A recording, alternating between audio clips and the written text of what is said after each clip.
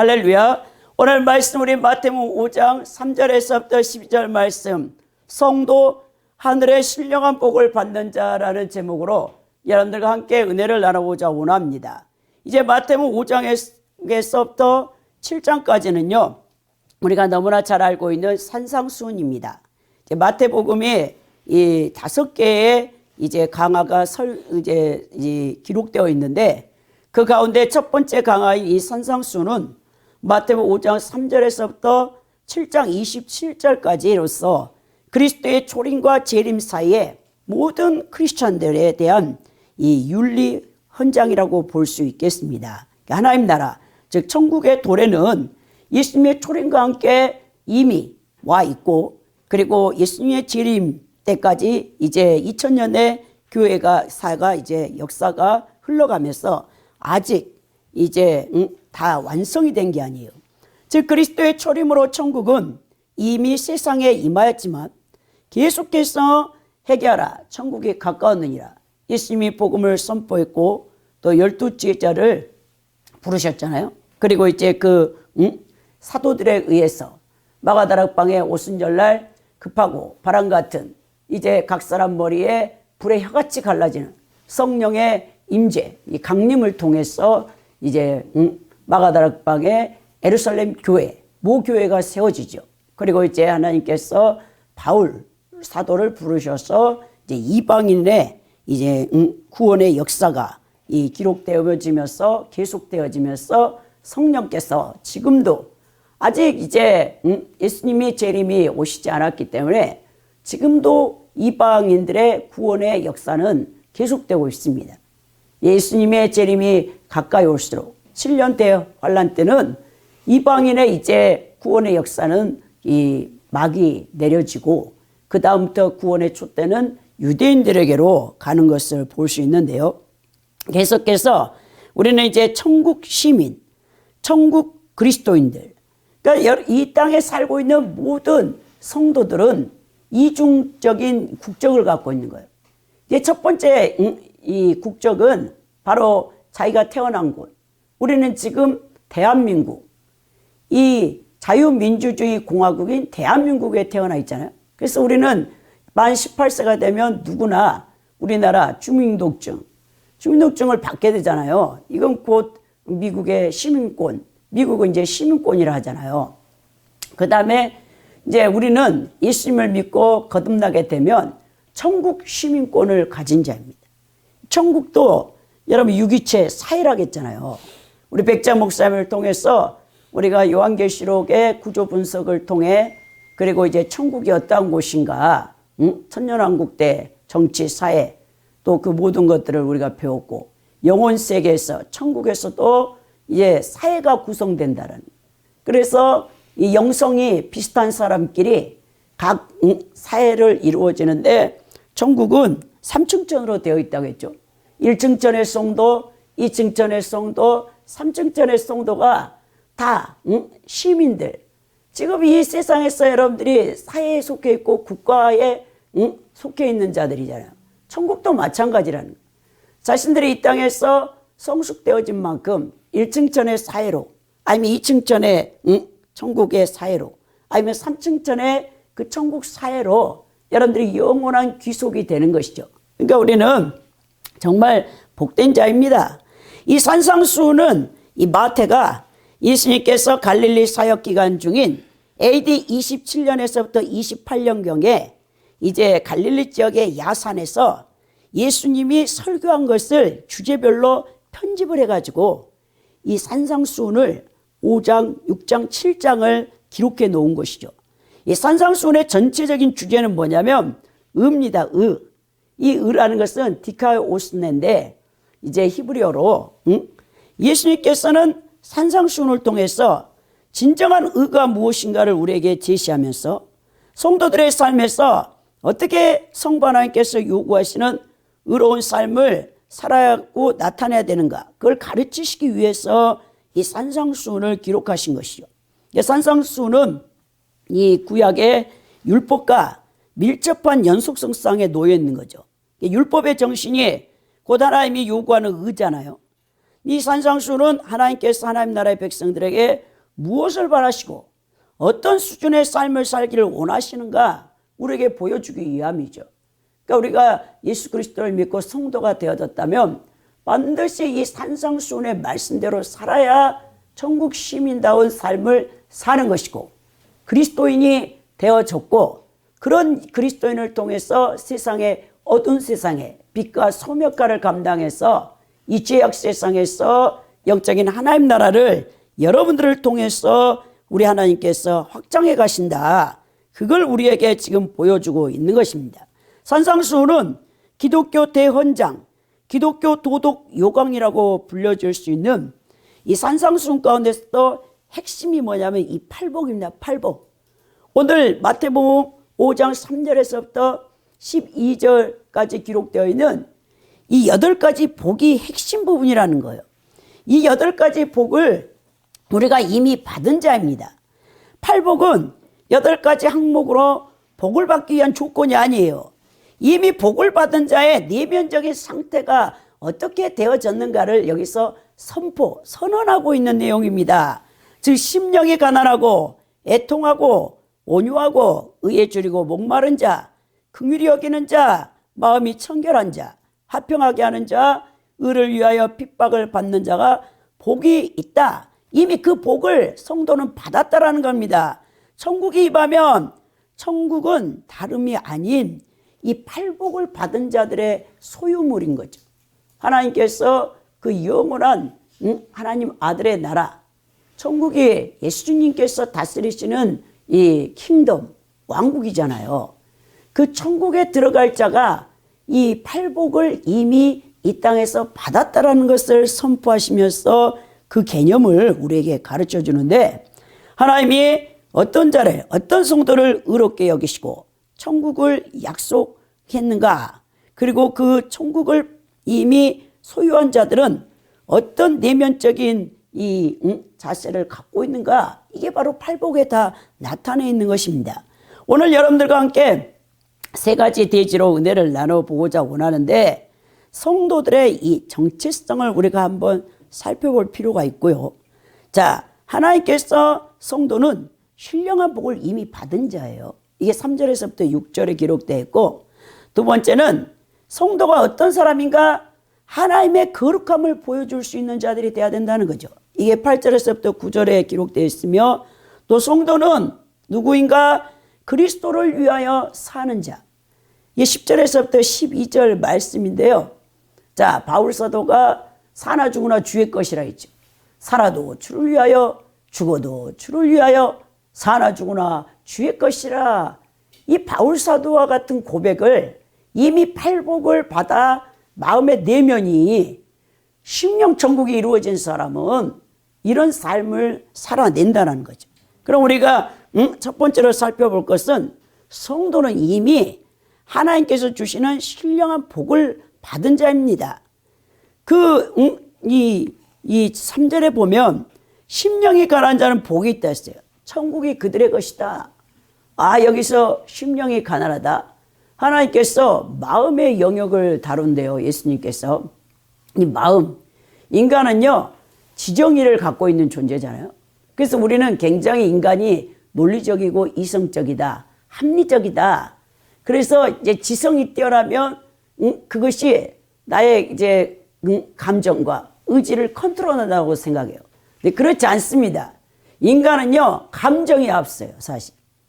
인간이 슬프거나 분노하거나 또 좌절하거나 낙심하거나 절망하거나, 이 부분이 뭡니까? 감정의 부분에서 오는 거죠. 그러니까 굉장히 여러분 이 혼의 영역에 속해 있는 이 지정의의 3요소인데, 이 중에서 인간을 가장 힘들게 하는 부분이 여러분 감정이에요. 감정. 감정을 절제하지 못하면 분을 내고, 분을 절제하지 못하면 살인을 해. 사람을 미워하면. 이게 다 감정의 영역이라는 거예요.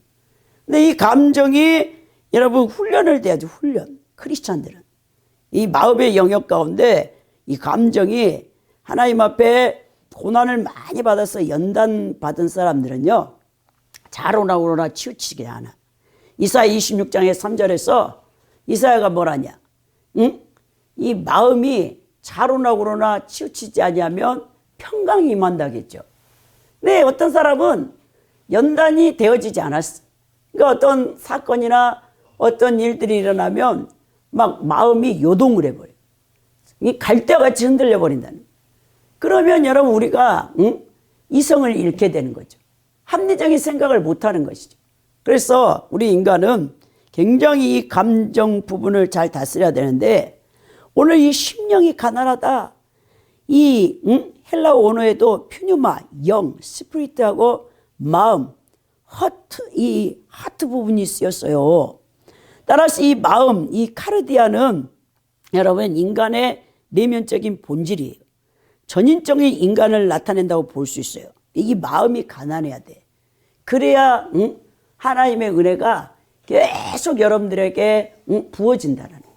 심령이 교만해지거나 심령이 강팍해졌거나 여러분들이 완악해지잖아요. 죄를 범하게 되면 완악해지거든요. 그러면 여러분들이 그 돌같이 굳어버려 마음이. 아무리 성령께서 말씀의 검이 그걸 뚫으려고 해도 뚫어지지가 않는 거죠. 그러니까 여러분들이 늘 신앙생활할 때 경건생활할 때 여러분들이 눈물이 메말랐다.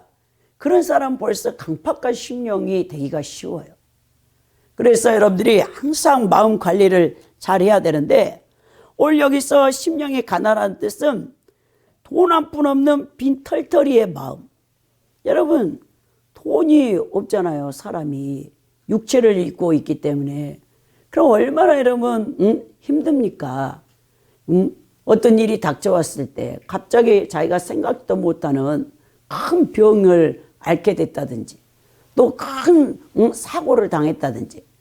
여러분 이번에 우리 백기찬 목사님 뇌경색으로 저렇게 병원에 실려 가니까 다 아유 다를 때는 우리 목사님이 저를요 예취급하고 항상 본인이 나서서 저를 다 컨트롤하고 저를 다 이제 챙겨줬잖아요. 근데 이제 본인이 딱 아프고 나니까 응급실에 그 가톨릭 대학병원에 의정부 성모병원에 5시에 금요일 날 5시에 들어갔는데 보호자가 오지 않는 이상은 방치해 놓은 거야 본인을. 근데 제가 금요일배가 있는데 어떻게 갑니까? 계속 병원에서 온과에서 전화를 해야 되는 거예요. 빨리 보호자 와서 입원 소속을 밟아야 된대. 아유 그게 교통편도 얼마나 불편한지 몰라요. 저기 의정부 1호선 타고 가서 의정부역에 내려서 의정부 또 경정철을 또 타고 7정거장을 가서 또 거기서 827m인가 택시를 타고 가든지 걸어가야 돼. 그런 외곽지대에 있는 거예요. 의정부역에서 내려가지고 저도 가톨릭 대학교 성모병원이 어디 있는지 네이버 지도를 찾아가지고 가는데 밤인데다가 의정부역에서 내려가지고 택시를 탔는데 아주 택시 기사가 또 차도 막히죠. 그때가 하필이면 이제 7시 반 정도 되니까. 그래 놓으니까 막 어디로 데리고 가는데 뭐 그냥 골짜기를 지나가나 봐.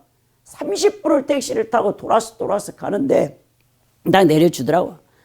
다 응급실에 들어왔던 사람이 병실 다 입원 소속을 밟아가지고 없어. 혼자 거기 남겨져 있더라고. 덩그러니. 그러면서 거기 응급실 온무과에서 아이고 백기찬 배우자님 빨리 좀 오시라고. 급한데 저렇게 지금 몇 시간 방치돼 있다고. 그래가지고 우리 백기찬 목사님이 저를 보자마자 너무 반가운 거야. 왜? 보호자가 사인하지 않는 이상은 절대 입원이 안 되잖아요. 그래가지고 이제 그때 아이고 우리 마누라 귀한지 이제 알았네. 나한테 그러는 거예요. 그전까지는 맨날 뭐 어리다고 저를 그냥 무시하고 제 의견을 별로 안 들어주고 이런 양반이 그래서 오자마자 거기 탁탁 수속 돼가지고 입원을 내 집중실을 그 뇌졸중 집중센터에 6층에다가 싹 금방 갖다 이제 넣더라고. 그게 다 뭡니까? 온무과에서는 돈이 아니면 아무리 아픈 사람이라 해봤자 안 받아줘요. 그냥 내팽개친다는 거예요. 이 사람이 지금 머리가 막혀가지고 오른쪽이 완전히 혈관이 다 막혀가지고 그 의사 설명하는데 계속 위험한 부위에서 그 일이 일어났다고 하면서 나를 겁을 주려고 그러는지 모르지만 사망할 수도 있대. 백기자 목사님 처음 나한테 의사가 한다는 말이 사망할 수 있대. 오늘 밤을 잘 지켜봐야 된대. 그래서 예 그렇게 하고 덤덤하게 따라 이제 올라갔죠. 그리고 이제 밤새 지켜봐. 물도 못 먹게 하지. 입이 막 입술이 타들어가잖아요. 왜? 이게 지금 목이 마비 상태라서 음식도 못 넘기죠. 물 한 모금도 못 넘기죠. 수액 해가지고 그렇게 들어 누워 있고. 아이고 70평생 동안 우리 백기자 목사님이 얼마나 건강하게 살았습니까? 병원 한 번 가지를 않았는데. 근데 한 번에 그렇게 이 뇌경색으로 혈관이 막히니까 사람이 바보가 돼버려요. 그래가지고 그렇게 합리적이고 논리적이잖아요. 항상 철저하게 계획해. 아니 그 아픈데도 혼자 짐을 챙겨왔는데 아이고 가방을 보니까 진짜 철두철미합시다. 별걸 다 챙겨갖고 왔더라고. 아 근데 그렇게 정신없는데도 그러다 이제 병원에 입원해가지고 그 다음에는 정신이 없어. 정신을 놓은 거야. 그래가지고 아침에 벌떡 일어나더니 밥이 나왔어. 근데 자기가 아픈지도 몰라. 하루 종일 굶었잖아. MRI 촬영하면서 또 CT 촬영하면서 계속 찍어대니까. 그러다가 그냥 물도 안 마셨는데 막 밥이 나오니까 허겁지겁 먹으니까 제가 큰일 난다고. 의사가 뭐라 했냐고. 물 살에 들려도 기도로 넘어가면 그 자리에서 죽는다 하지 않았냐고. 사망 선고를 내렸는데 밥을 지금 처음 먹는데 그렇게 급하게 먹으면 어떠하냐 하니까 천천히 씹어서 1시간 내내 먹어야 된다고. 그렇게 주의를 해도 개눈 감추지 막 밥을 먹더라고. 목소리도 안 나오는데 성대가 이게 목젖이 완전히 마비돼가지고 그리고 왼손 이 감각이 없잖아요. 저려가지고 이제 감각이 계속 물어봐. 간호사가 몇 살입니까? 그리고 오늘이 며칠입니까? 이름이 뭡니까? 3교대로 거기 집중실이니까 간호사들이 돌아오면서 밤에 라이트하는 간호사, 아침에 또 5시면 교대하는 간호사, 또 오후에 간호사. 하루 종일 있어 보니까 이름이 뭐세요? 또 나이는 몇 살인가요? 그러면서 또 그 다음에 오늘이 며칠이죠? 그러니까 이제 짜증이 나신 거죠. 거기에 우리 백기자 목사님이 제일 멀쩡한 거예요. 딴 사람 다 얘기해요. 호수 다 뚫었어. 목 뚫었어. 눈 이게 다 갔어. 그런 분들만 있는 곳이야. 근데 본인이 보니까 본인은 그러지도 않았잖아. 멀쩡한 것 같잖아. 나 안 아프다고. 안 아프면 왜 안 아프냐고. 큰일 날 제일 지금 급성으로 와 있는 사람이라는데 여러분 만성인 사람 오래된 사람은 수술이라도 가능한데 급성으로 와가지고 가면 오늘 밤을 못 넘기 나보고 의사가 나를 협박하는지 어쩐지 모르지만 당장 입원시키라면서 사망할 수도 있다 하더라고. 우리는 안 믿죠. 백장 목사님 뭐랬는지 알아요? 내 사명이 다 됐으면 하나님이 데리고 가겠지만 내가 아직 사명이 있다. 책을 집필해야 된다.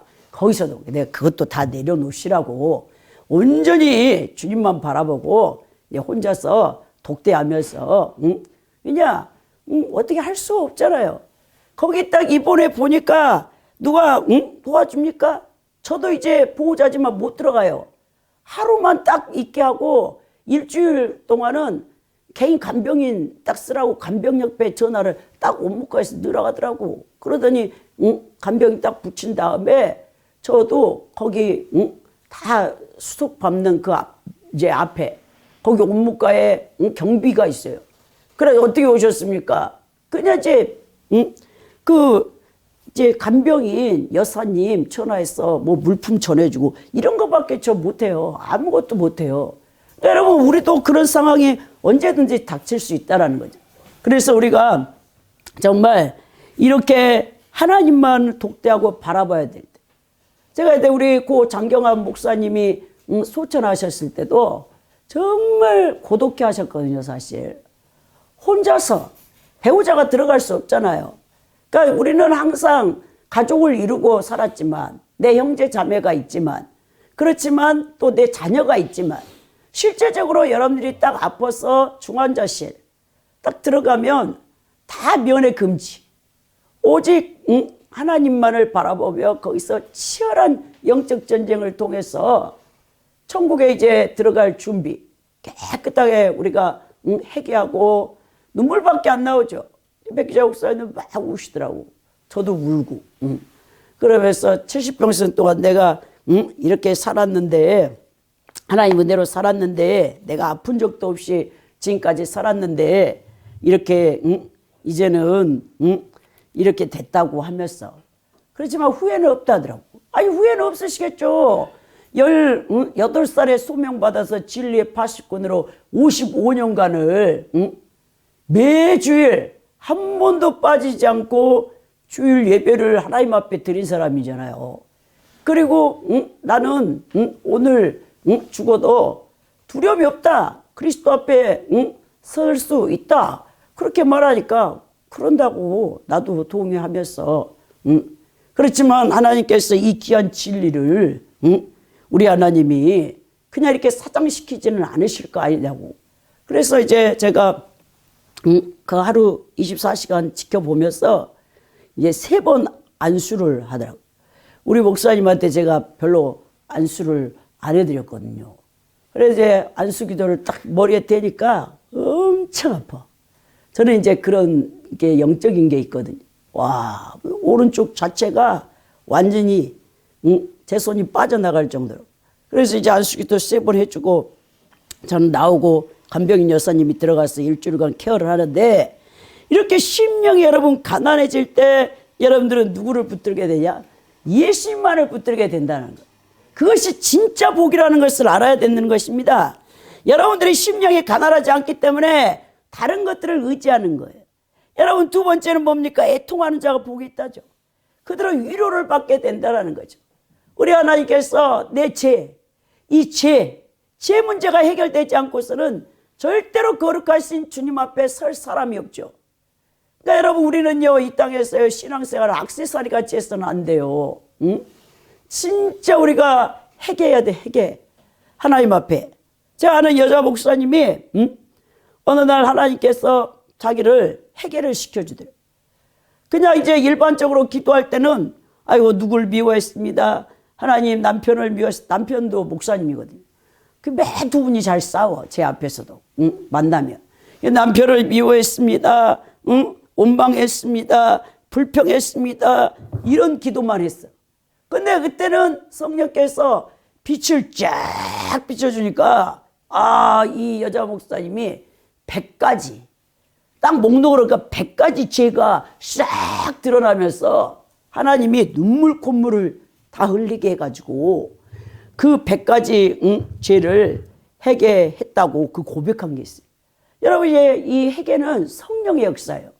내가 회개하고 싶다고 해서 회개가 되면 얼마나 좋겠습니까? 회개하면은 천국이 임하는데 회개를 못하니까 여러분 천국이 임하지 않죠. 제사함을 못 받는 거죠. 근데 우리 하나님께서 성령께서 이 회개를 시키는데도 다 달라요. 각자 성향에 다르게. 제가 아는 일본 선교사님은 19살 때 회개를 시키는데 어머니 뱃속에서부터, 야, 우리가 10달 어머니 태안에 있을 때 짓는 죄를 우리가 어떻게 합니까? 근데 그 태아 때부터 자기를 빛을 비춰주면서 필름으로 탁탁탁탁탁 지나가면서 회개를 19살, 고3이잖아요.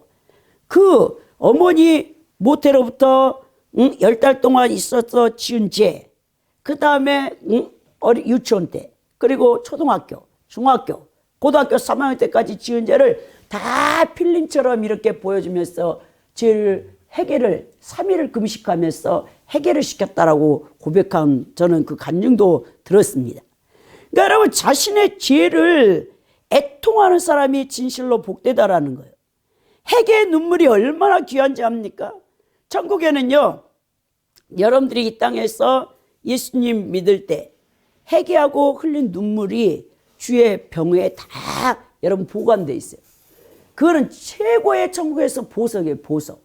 그러니까 여러분들이 이 땅에서 눈물을 흘리며 나의 이 악한 죄를, 끊지 못하는 죄를 통해서 애절한 슬픔, 철저한 회개를 통해서 하나님의 용서를 받고 위로를 받는 것, 그 사람이 여러분 복이 있다라고 오늘 분명하게 여러분 마태가 예수님의 산상수훈 가운데서 애통하는 자가 받는 복에 대해서 얘기합니다. 그 다음에 이제 온유한 자가 받는 복이죠. 온유하다라는 것은 그냥 우리가 성격이 온순하다라는 게 아니에요.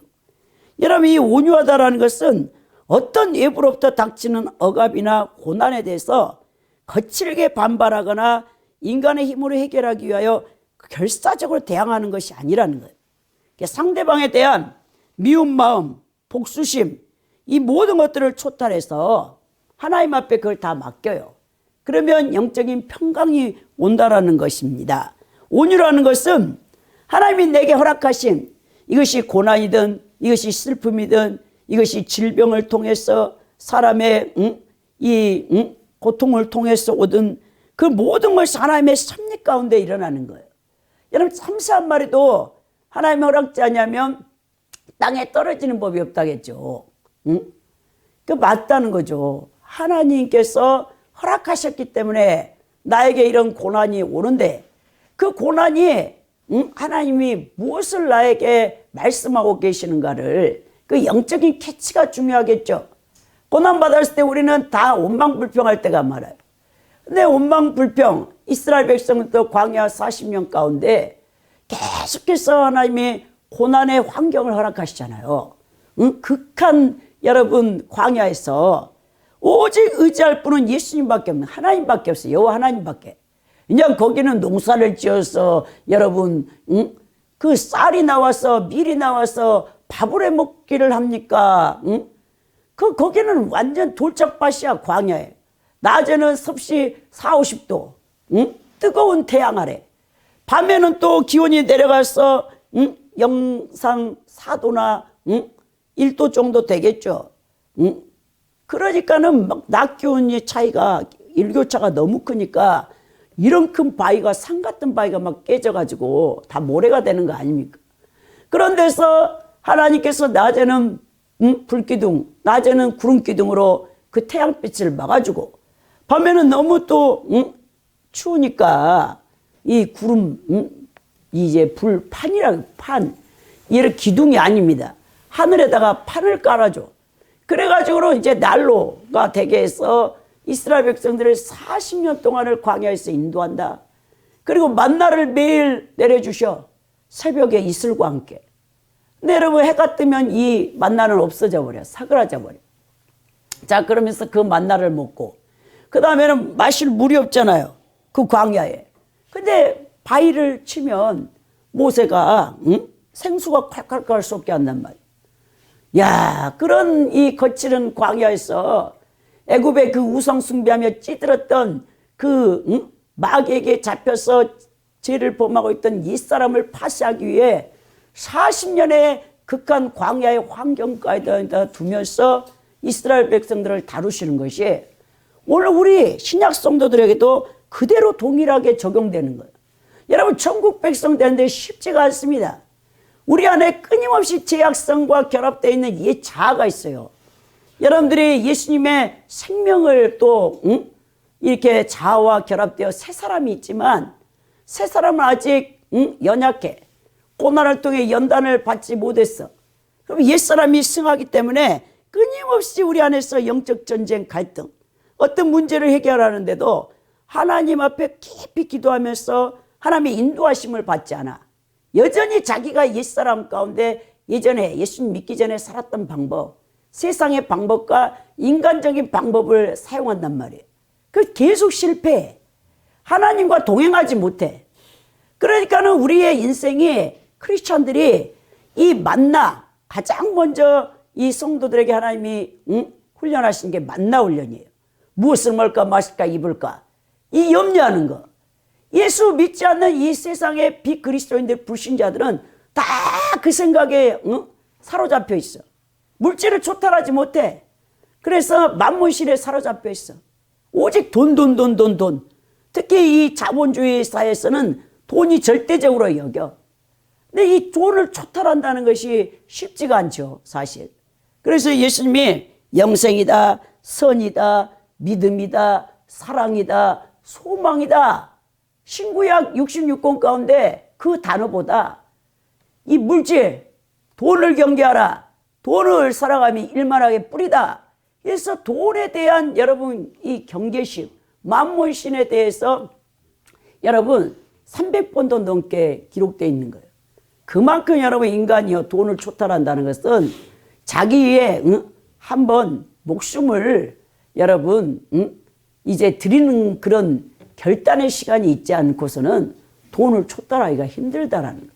저는요 25살 때부터 예수님 앞에 훈련이 되어져 가지고 저도 처음에는요 그 하나님의 만나 훈련을 통과를 못했어요. 신학교 4학년 내내 그래가지고 카드 빚으로 긁어서 돌려막기 했다가 결국 나중에 하나님이 다니던 10년 다니 직장 그만둬라. 그러고는 이제 빚이 잔뜩 지어 있었는데 10년 동안 또 하나님이 다루셔. 그래가지고 다 내려놓게 하시더라고. 그 뒤로부터는 저는요 이 물질 돈 걱정 안 해요. 왜냐 없으면 안 먹지. 있으면 또 나눠주지. 다른 사람 주지. 그러니까 우리 백장 목사님이 돈 개념 없는 저하고 사니까 너무 신경이 쓰는 거예요. 자기가 하나부터 10가지 다 생활을 책임져야 한다고 생각하는 거예요. 근데요 놀랍게도요 우리 백기찬 목사님을 통해서 돈을 한 번도 안 들어와. 다 저를 통해서 돈이 들어오는 거야. 본인은 막 열심히 돈을 씌워 관리를 해. 근데 또 돈을 또 내가 써. 그러니까 이 양반이 평생을 그랬다 했잖아요. 19살 때 감신대 갈 때 하나님 앞에 딜을 하기를 하나님 저를 굶지만 않게 해주십시오. 이호은 그 모건대학교를 세우신 그 일대 총장님이신 외삼촌이 너무 집안에서 예 목회자 길을 가는데 물질 연달을 받고 힘드니까 이 부모님이 백기찬 목사님한테 공대를 가면 등록금을 대주겠지만 신학대학을 가서 목사가 되겠다면 절대 대학교를 안 보내준다고 했대잖아요. 근데 우리 하나님께서 우리 백자 목사님이 이 발을 부러뜨려 놓으신 거야. 지금도 우리 목사님이 이 발에 장애가 있잖아요. 그 이제 이게 여러분 표적이 된 거죠. 표적. 이 스티그마가 다 있게 돼요. 하나님의 종들은 이 스티그마라는 것은 바울 사도가 내가 갈라디아서 6장에 내 몸에 그리스도의 흔적을 가졌대. 흔적. 이 스티그마라는 뜻이 뭐냐면요. 옛날에 여러분 소 또 말을 기르는 농장 주인이 이것은 내 말입니다 하고 자기의 고유한 인장이 있어. 인장. 가문의 표시. 이걸 불에다가 찌 담가가지고 팍 자기 소에다가 엉덩이에다가 팍 찍어. 여러분 돼지 뒷다리 같은 거 앞다리 사볼 때 파란 막 도장 같은 거 찍혀 있죠. 그게 여러분 불도장이야. 스티그마라고 해서 흔적입니다. 여러분 천국에 들어갈 사람들은 반드시 이런 스티그마가 있어. 하나님이 그만큼 연단을 했다는 거죠. 죄를 끊어내기 위해서. 내가 이제 죄를 범해서 하나님 앞에 징계를 얻어맞았든지 아니면 정말 예수 그리스도를 위해서 내 목숨을 아깝지 않게 드렸던 사람들은 다 이 스티그마를 갖고 있어. 근데 제가 우리 백자 목사님 딱 결혼해서 발을 보니까 이 하나님 성령님이 저에게 딱 깨달은 게 이게 스티그마라더라고요. 이 종이 이걸 통해서 하나님께서 부르셨고 평생을 이 스티그마를 갖고 가야 되는구나. 그걸 알게 됐는데 여러분 그런 온유한 자들 하나님 말씀에 여러분 우리가 순종하는 거 정말 힘듭니다. 근데 온유한 심령이 되려면 순종을 해야 돼요. 모든 것을 하나님 앞에 맡겨야 된다는 거죠. 그런 자에게 우리 하나님 뭘 주냐? 땅을 기업으로 준다라고 말씀하고 있다는 겁니다. 그러면서 6절에 뭐라냐? 의에 줄이고 목마른 자가 복이 있나니 그가 배가 부를 것이다. 여기서 의라는 것은 하나님의 그 의로움을 목말라 한다는 거예요. 목말라. 이 세상이 얼마나 불의합니까? 여러분들 정말 이 불의한 세상에 살고 있잖아요. 여러분 죄인을 심판하고 멸시하며 의인을 하나님께서는 보호하시는 분이죠. 그리고 하나님은 그 공의의 구원의 기준이 뭐냐면 의로운 자를 구원하게 돼 있어요. 하나님의 사랑과 여러분 공의가 동절의 양면과 같이 있어요. 인간의 이성으로는 이해가 안 돼. 왜 하나님은 사랑인데 인간은 이제는 사랑하면 무조건 다 사랑한다. 우리는 이제 공의를 통해서 심판이 오잖아요. 이 죄를 범하면 하나님 앞에 심판을 받게 된다. 이게 동절의 양면이라니까요. 근데 인간은 그거를 이해를 잘 못해. 그래서 우리가 하나님과 갭이 큰데 이처럼 의를 심판과 구원의 관점에서 이 보는 것은 바울 서신에 여러분은 많이 나와 있어요. 의에 줄이고 목마른 자는 구원에 대한 불타는 열망을 가진 자라고 말합니다. 의에 줄이고 목마른 자는 이 세상의 불의한 현상에 대하여 깊이 탄식할 뿐만 아니라 하나님 뜻에 따라 이 세상을 정의롭게 만들기 위해서 내 스스로가 그런 역할을 해낸다는 거예요. 그리스도인들은 바로 그렇게 사는 사람입니다. 근데 내가 그리스도인이라는 사람이, 성도라고 하는 사람이 이 세상 비그리스도인보다 더 악을 행해. 그게 어떻게 여러분 그리스도인이 됩니까? 그런 사람은 그리스도인이 아니에요. 명목상, 형식상 그냥 종교인, 주일날 예배에 와서 그냥 예배 1시간 드리고 그냥 세상에 가서는 자기 멋대로 사는 사람. 이건 여러분 그리스도인이라고 말하면 안 됩니다. 그리스도인이라는 건 그리스도께 속해 있는 자라는 거예요. 하늘의 시민권을 가진 자라는 뜻인데, 하늘의 시민권을 가진 자는 이 팔복을 이미 받은 자라는 것인데, 이게 열매로 나타나지 않고 있다. 이건 여러분 가짜 여러분 성도라는 거예요. 이 줄이고 목마른 자라. 줄이고 목마른 자. 여러분 물이 얼마나 귀합니까? 여러분 정말 생수의 그 시원함. 여러분 여름 내내 뜨거운 태양볕에서 일하다가 농부가 마시는 그 생수의 그 시원함, 이 갈증, 이 목마름, 그런 만큼 크리스찬들은 이 불의한 세상에서 의롭기 위해서 목말라야 된다는 거죠. 그래야 할 때 우리 하나님께서 그 천국 백성 된 자들에게 그 목마름을 하나님이 채워주신다는 거예요. 내장이 넘치나이다 했죠. 여러분 다이슨, 하나님께서 그 잔을 넘쳐게 해주신다. 더 나아가 긍휼히 여긴 자가 복이 있다라는 거예요. 그들이 긍휼히 여김을 받을 것이라 했잖아요. 사실 여러분 오늘 이 현대 사회에서 너무나 이 개인주의화가 되어 있어요. 그래서 아픈 사람들의 그 아픔을 공감하지 못하는 이런 사람들을 우리는 소시오패스라는 거예요. 이게 우리가 그런 사람들 그렇게 되어지면 안 되죠. 그리스도인들은 다른 사람들을 누군가를 긍휼히 여기는 마음이 있어야 돼. 저는 이제 2, 3주 전인가 아시는 집사님이 남동생이 지방에 사나 봐. 근데 22살의 대학생 조카가 있대. 민진이라는 조카가. 근데 백혈병에 걸렸대. 백혈병에 걸렸다가 계속 투병을 했는데 갑자기 다시 재발하면서 급성 백혈병이 왔다고 하더라고. 그래서 저보고 기도를 해달라고. 그리고 지금 연휴가 길잖아요. 우리 설 연휴가 대기업들 같은 경우는 9일을 쉬는데 그 남동생이 예수님을 믿지 않는데 그 조카를 위해서 함께 오살레 금식기도원에 가서 함께 기도하기로 했다고 하면서 목사님 꼭 기도 부탁드립니다. 이제 의사 말로는 한 달을 못 넘기댔대. 그 민진이라는 여자 대학생 조카가 급성 백혈병으로 물 한 모금을 못 마시고 가시나무같이 뺏싹 말랐는데 그래서 기도를 부탁하더라고요. 그래서 제가 이제 기도하고 있었는데 우리 백자 목사님 때문에 엊그저께 정신이 저도 없는데 어제 이제 12시에 간병인과 교체하면서 이제 교회로 오는데 그 문자가 왔더라고. 목사님 기도해 주셔서 감사합니다. 우리 조카 민진이가 천국 갔대요. 세상에 22살짜리 꽃도 피워보지도 못하는 여대생이 급성 백혈병으로 의사는 한 달이라도 간다 했는데 한 달도 못 가고 2주 만에 그렇게 천국에 갔는데 아산병원에서 치유를 받고 있었나 봐요. 장례식장은 아산병원이랍니다. 남동생한테 어떤 위로의 말을 해줘야 될지 모르겠습니다. 감정 마음이 아프더라고. 그 조카는 예수님을 잘 믿었나 봐. 그 부모님은 안 믿었지만 그런 계기를 통해서 또 하나님께서 그 부모를 예수 믿게 하려는 그 고난이 시련이 오게 되는 것이죠. 근데 그걸 들을 때 참 마음이 아프더라고요. 여러분, 그래서 우리는 하나님의 이 긍휼한 마음을 우리 그리스도인들이 갖고 있어야 된다는 거예요. 우리 그리스도인들은 모든 사람들에게 긍휼을 베풀어야 될 존재입니다. 성경에서 이와 같은 긍휼의 실천을 가장 잘 보여주고 있는 부분은 마태복음 18장 21절에서 25절이에요. 그러니까 1만 달란트 빚진 자가 그 주인이 그 채무를 탕감해줬죠.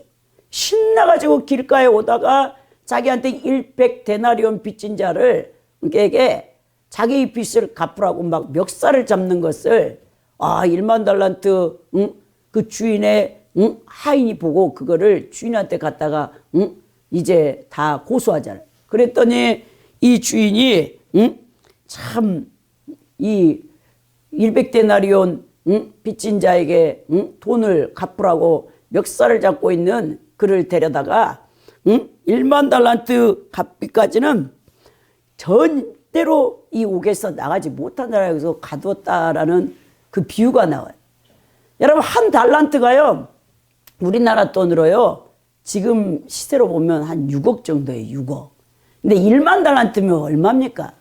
저는 이제 수학을 못하고 산수를 못하는 사람이라 계산이 안 되지만, 이 머리 뛰어난 사람은 한 달란트가 6억이라는데 1만 달란트 빚진 자가 100데나리온. 여러분, 한 데나리온이 하루 노동자의 품삯이에요. 그럼 올해 지금 건축 현장에서 노동하면 한 12만 원에서 15만 원 받겠죠. 15만 원, 1데나리온에다가 여러분 100데나리온이니까 얼마겠습니까? 그렇게 큰 빚을 탕감받고도 그 100데나리온의 빚을 진 자에게 빚을 내놓으라고 하는, 그게 바로 우리 그리스도인들의 모습이라는 거예요. 우리가요, 죄로 말미암아 죽을 수밖에 없는 자예요. 우린 지옥 가야 됩니다. 근데 예수님이 십자가에서 당신 자신을 몸짓고 피 흘려 돌아가시고 말미암아 1만 달란트가 뭐겠습니까? 여러분, 우리는요, 돈으로 천국 갈 수 있는 게 아니에요. 이 세상 다 가진 임금이라 할지라도 여러분, 제싸움의 핵의 은총을 받지 않고는, 예수님의 피가 아니고서는 여러분 구원받지 못한단 말이에요. 그런데 우리는 여러분 이렇게 큰 구원을 받은 성도들인데, 우리 주변에 조금 힘든 사람들, 그리고 긍휼히 여겨야 될 자들을 우리가 긍휼히 여기지 않고 내 것을 내 것이라고 우기면 되겠습니까? 아니라는 것입니다. 그래서 우리 하나님께서 늘 그리스도인들에게는 긍휼히 여기는 마음을 갖게 하신 거죠. 자, 이제 우리는 성도로서 하나님의 거룩함을 보여줄 수 있는 자가 돼야 되는데요. 8절에서 9절에 보니까 마음이 청결한 자는 복이 있다고 했어요. 그들은 하나님을 본다라는 거예요. 많은 사람들이 그래요. 전도를 하다 보면 당신 믿는 하나님이 어디 있습니까? 묻습니다. 여러분들도 하나님이 어디 있냐라고 상대방이 불신자가 물을 때 여러분들은 뭐라고 얘기를 해주겠습니까? 여러분이 통해서 하나님을 보여줘야 된다는 거예요. 이것이 8절에서 마음이 청결한 자가 복이 있나니 그들은 하나님을 본다라는 것입니다. 여기서 마음은요, 내적 정결함이에요. 내적 정결함. 어떤 여러분 바리새인과 서기관들처럼 외식, 위선에 지나치는 종교 행위가 아닙니다. 여기서 청결한 마음은 진정으로 전 인격적인 자수 안에서 하나님과 교통하는 통로가 마음으로부터 시작되는데, 여러분 이 마음이 청결해야 돼요. 마음이 더러운 사람은 하나님을 볼 수가 없어요. 그러니까 여러분, 여러분들의 마음이 크리스탈같이 투명해야 돼. 죄가 없이. 그러면 여러분들을 통해서 하나님이 보여줄 뿐만 아니고 다른 사람들에게도 여러분을 딱 보자마자 깜짝 놀라는 거죠. 여러분, 죄 많은 사람들이요, 이 성화되잖아요. 정말 여러분, 이 하나님의 광채가 이 얼굴에서도, 그리고 그 사람의 그 모든 부분에서 투영되면요, 죄인들이요 무서워서요 도망가요. 그렇게 돼 있어요. 왜? 여러분들이 시내산에서 모세가 40일 동안 하나님과 독대했을 때 주야로 금식하면서 하나님의 광채가 입혀졌잖아요. 그리고 이제 금송아지를 만들어서 뛰어놀던 자들에게 십계명 두 돌판을 가지고 내려올 때 그 분일 못 이겨서 십계명 두 돌판을 깨 부숴버렸는데 모세가 근데 모세가 딱 내려왔을 때 거기 회중들이 너무 놀래가지고 네 얼굴을 가려라. 볼 수가 없다, 볼 수가 없어. 왜? 그 하나님의 광채를 통해서 인간의 재학생들, 자기들의 죄가 막 투영되니까 거기서 막 고통을 받는 거예요. 신음하는 거예요. 그러니까 백기자 목사님이 쉐키나의 영광이라는 제목으로 지난주부터 네 번에 걸쳐서 설교를 하신다고 했잖아요. 이 성령의 부흥, 하나님의 은혜의 최절정, 이 카타르시스 최고의 이 극절정은 성령의 부흥이에요. 그러니까 여러분 18세기에 제1차 대각성 운동의 주도자였던 조나단 웨저드가 진짜 설교를 못하는 사람이야. 그 사람은 글 쓰는 걸 좋아해. 예일 대학교 석사까지 나와가지고 나중에 프리스턴대 총장 됐지만 천연두 백신을 맞아서 부작용으로 56살에 소천했는데 그 사람은 이 말은 못해요. 글은 잘 쓰는데. 근데 원고를 써가지고 청교도들은 한 글자가 틀리지 않게 그걸 그대로 읽어. 2시간. 청교도들의 이제 연구를 해보면 청교도의 목사님들은 기본이 설교만 2시간에서 3시간을 하거든요. 얼마나 지루한지 몰라. 한 글자도 안 틀리게 그냥 그걸 읽어. 그런데도 성령의 그 붕, 쉐키나가 임하니까 그 앞에서 그 뉴 잉글랜드 5개 지역이거든요. 미국에. 그 코디네티컷 거기 골짜기에 35개의 마을에 그냥 성령의 붕이 임하니까 죄인들이 통곡을 하고 아주 그냥 꼬꾸라지는 거죠. 그런 역사가 나타나는 거예요. 그건 이제 한 개인의 성령 체험이 아닙니다. 집단적 국가적인 차원까지도 이제 그 성령의 부흥이 오는데 여러분 저도 성령의 불을 받아봐서 알아요. 처음에 성령께서요 이 불이 맞잖아요. 소멸의 불이 와요. 지혜를 완전히 태워버리는데요. 인간이 감당을 못합니다. 얼마나 고통스러운지. 백자 목사님이 그랬잖아요. 그 성령께서 죄를 해결시킬 때 성령의 불이 오면 그게 어떤 불이냐? 심판의 불이라고 했잖아요. 우리 모든 크리스찬들이 예수님 죽어서 육체를 벗어서 그리스도의 심판대 앞에 섰을 때 그 불을 통과하게 되는데 그 강렬한 불, 우리 안에 있는 죄성의 찌꺼기를 완전히 정화시키기 위해서 태워버리는데요. 그 고통은요 이루 말할 수가 없다는 거예요. 그러니까 여러분들이 이 땅에서 계속적인 해결을 통해서 마음이 청결해, 거룩해져. 그럼 여러분이 를 통해서 하나님이 나타나요. 그럼 여러분 주변에 여러분들의 일가 친척들이, 여러분들의 자녀들이 우리 아버지, 우리 어머니, 우리 누나, 우리 삼촌 이거 변했네. 금방 합니다. 근데 여러분들이 똑같아 세속적으로 똑같이 살기 때문에 전혀 영향력을 미치지 못하는 상태이기 때문에 상대방에게 그리스도의 광채를 비출 수 없는 것이죠. 여러분 그래서 여러분들이 자꾸만 이 옛사람이 성화되어질수록 아가페의 사랑의 사람, 겸손의 사람, 온유한 사람, 거룩한 성품으로 바뀌어져서 자신을 희생하며 내어주며 섬김의 사람으로 바뀌어진다는 것입니다. 더 나아가 이제 9절에 보면 합평케 하는 자가 복이 있다겠죠. 그들이 하나님의 아들이라 일컬음을 받는다. 하나님의 아들 누굽니까? 예수 그리스도라는 거죠. 야, 우리가 정말 화평을 위해서 노력하는 사람들, 내 자신이 없어야 되겠죠. 내 자아가 강한 사람은 절대로 화평케 하는 자가 되지 못하겠죠. 왜? 내 주장이 너무 강해. 늘 논쟁거리를 만들겠죠. 그 사람은 트러블 메이커가 되겠죠. 화평케 하는 자가 아니라 피스메이커가 아니라. 제가 세상에 들어옴으로써 인류는 사단에게 속한 자가 되어서 하나님과 원수가 되어졌죠. 그리고 하나님과 관계가 산산조각이 깨졌습니다. 따라서 오늘 이 화평케 하는 자는 자신의 몸을 희생제물로 바쳐 평화를 회복하신 누굽니까? 화목제물 대신 예수 그리스도를 말씀하고 있고 그리스도의 십자가의 피 공로를 힘입음으로써 성부 하나님과 화해되어진 여러분 우리 모든 성도들 제 문제가 해결되어지는 것이죠. 그래야 할 때 여러분들이 이 세상 이 죄로 말미암아 계속해서 분열시키며 갈등하며 다툼 더 나아가 폭력 더 나아가 그게 전쟁으로 이어지죠. 국가 간의 전쟁으로. 자, 그러면서 이 모든 죄 문제를 해결할 수 있는 사람 누구냐? 진정한 크리스찬들, 거듭난 심령, 하나님의 그 말씀 앞에 순종하는 자, 그리고 화평케 하려고 예를 쓰는 자, 그리스도인들을 통해서 이 일들이 이루어질 때에 우리 하나님께서 그들을 주님과 똑같이, 성부 하나님의 아들이 예수 그리스도잖아요. 하나님의 아들이잖아요.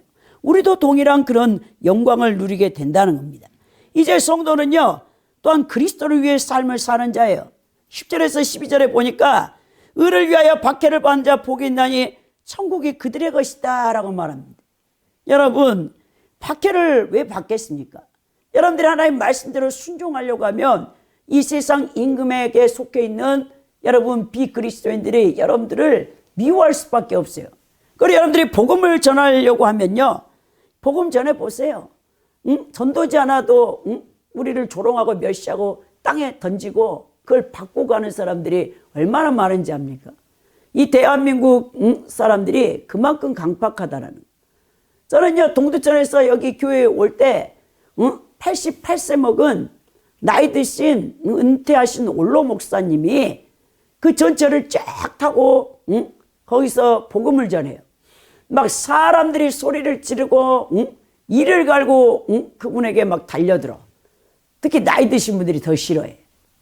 그래가지고 또 젊은 사람들은 금방 그 전철 기관사에게 전화를 걸어가지고 방송을 딱 내버려. 전철 안에서는 이 종교활동을 금지되어 있습니다. 다음 역에서 속히 내리지 않으면 미론 처리로 이제 강제 하차시키겠습니다. 계속 그래. 근데 그 목사님이 하시는 말씀이 자기는 거지였대. 아무것도 없는 사람이었대. 전쟁 고아 6.25 때. 그래가지고는 정말 힘들게 고아원에서 전전했는데 예수님을 믿어가지고 나는 이렇게 복을 받은 사람입니다. 얼굴이요, 온유 그 자체야. 할아버지 목사님이 88세, 내 나이는 지금 88입니다 하고 얘기하면서, 그러면서 그 사람들에게 복음을 전하는 것을 보았는데, 여러분 이렇게 박해를 받게 된다는 거예요. 여러분 초대교회 때도 여러분 초대교회사를 보십시오. 로마가 313년 콘스탄트 대제에 의해서 종교로 인정을 받을 때, 더 나아가 382년에 데오디우스 황제에 의해서 로마의 국교가 되기 전까지 250년에서 300년을 여러분 초대 기독교 성도들이 혹독한 박해를 받았습니다. 콜로세움 5년 경기장에 굶주린 사자 일주일간 열흘간을 굶주려 놓고 예수 믿는다는 사람들을 그 콜로세움 경기장에 풀어놓고 로마의 귀족들 언론들이 전부 황제 또 황후 앉아서 그 오락이 오락. 얼마나 정말 잔인합니까? 그들이 환호하고 그들이 즐거워할 때 우리 그리스도인들이 굶주린 사자에 의해서 팔다리가 다 뜯겨져 나오고 그 자리에서도 예수 하나님 찬양을 하며 순교당했던 수많은 초대 기독교인들이 있었거든요. 이렇게 초대교회 그 성도들이 모진 박해 가운데서도 그리스도를 위하여 핍박을 받는 것을 영광으로 생각하고 그리스도께 약속하신 천국을 소망하며 기꺼이 순교자가 되었다는 거예요. 여러분 기독교 역사는 이와 같이 핍박으로 출발하여 2000년 교회 역사를 통해 알 수 있는 것처럼 복음이 들어가는 나라마다 맨 먼저 순교의 피가 뿌려지게 돼 있어요.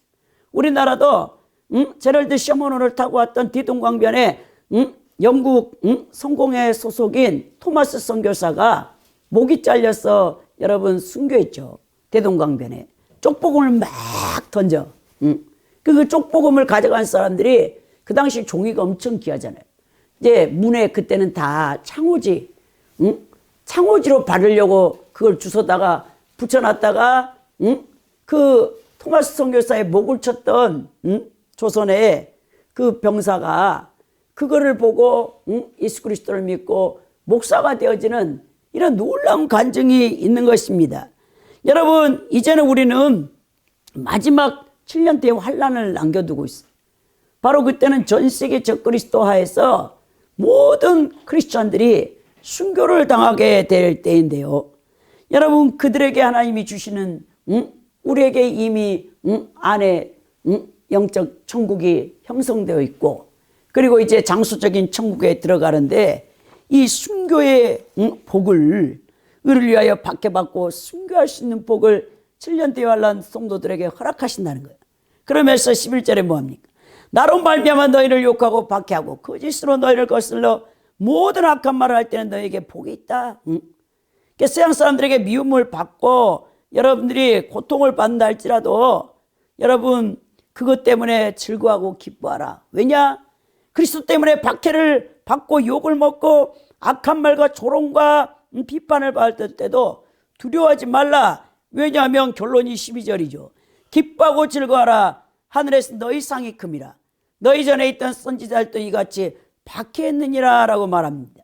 예수님께서는 성도가 그리스도로 인하여 당하는 고난을 기뻐하라고 하셨습니다. 왜? 너희들은 타종교와 같은 현세적인 이 땅에서 잘 먹고 잘 사는 그런 현세적인 복을 받아 누리는 자들이 아니고 너희들은 영원한 천국에서 내세에서 받을 그 복, 그 지복. 그 지복이 뭔지 아십니까? 성부, 성자, 성령 삼위일체 하나님께서 페레코리시스, 오늘 돌면서 사랑 안에서 춤을 추며 영원한 지복을 누리고 계시는 분들인데 거기에 인간을 창조하셔서 우리 하나님께서 예수 믿을 자와 예수 믿지 않을 자들을 선별해. 그리고 이제 성도들을 연단하셨어. 그리고는 이제 하나님과 생명연합을 통해서 여러분 그 새하늘과 새 땅에서 새 예루살렘 성에서 영원토록 성삼일체 하나님과 누릴 지복을 받는 자가 누구냐? 그 영생을 받을 자가 누구냐? 바로 예수 믿는 성도들이라고 그 얘기를 지금 하고 계신다는 것입니다. 여러분 그래서 성도들이 고난 가운데서 기뻐하고 즐거워야 될 이유가 바로 여기에 있는 것이죠.